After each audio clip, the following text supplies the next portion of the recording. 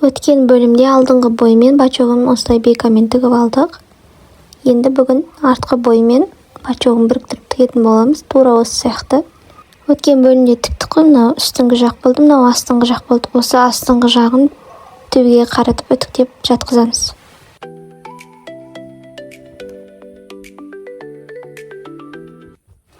Неге енді мына артқы бөлікпен бачогын біріктіреміз? Жаңағы тура алдыңғы бой сияқты бірінші талиясын белгілеп аламыз. Талиясында насичкалар тұр ғой, насичкалар. Соларды бір-біріне келтіреміз бірінші. Содан кейін көкірек тұсындағы насичкаларды біріктіреміз. Содан кейін ең үстінде үшбұрыш шығып тұрған жерді біріктіреміз. Содан кейін барып юбканың етегін біріктіреміз. Сөйтіп юбканың орталарын біріктіріп шығамыз.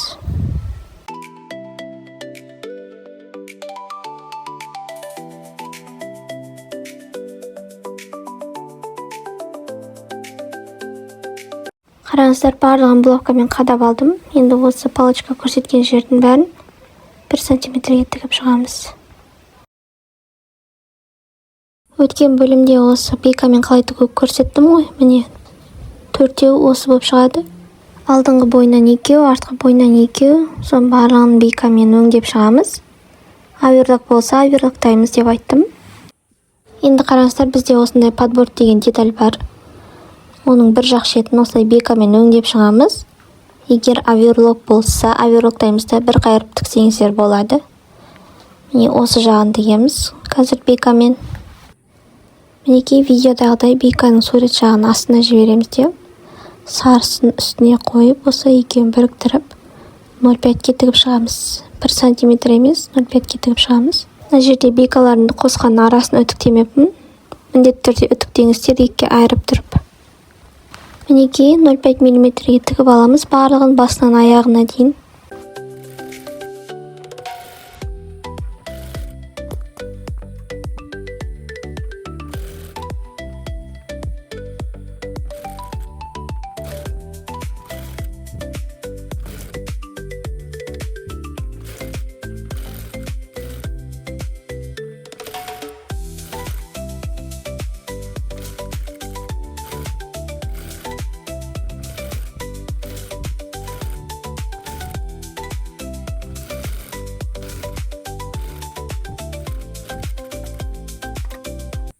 Енді осы тікке бейкамызды осылай ашамыз да, түбінен, тура бейканың үстінен және де ең түбінен 0,1 мм-ге тігіп шығатын боламыз. Астында тігісіміз подборд жаққа жылжып кетпесін. Бейка жаққа қаратамыз тігісімізді.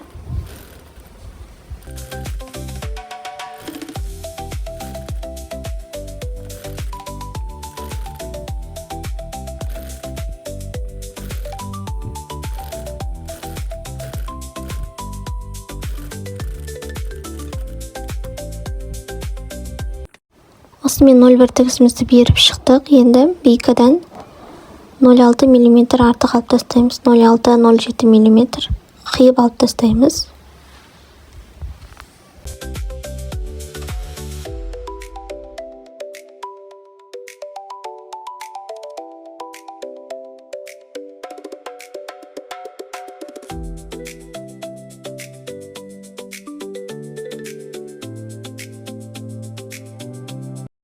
Енді қараңыздар, қиып алдық қой. Енді осыны бір қайырамыз да, жаңа тігісімізді жауып тұрып, сосын тағы екінші рет қайырып, тура шетінен, бейканың шетінен тігіп шығамыз.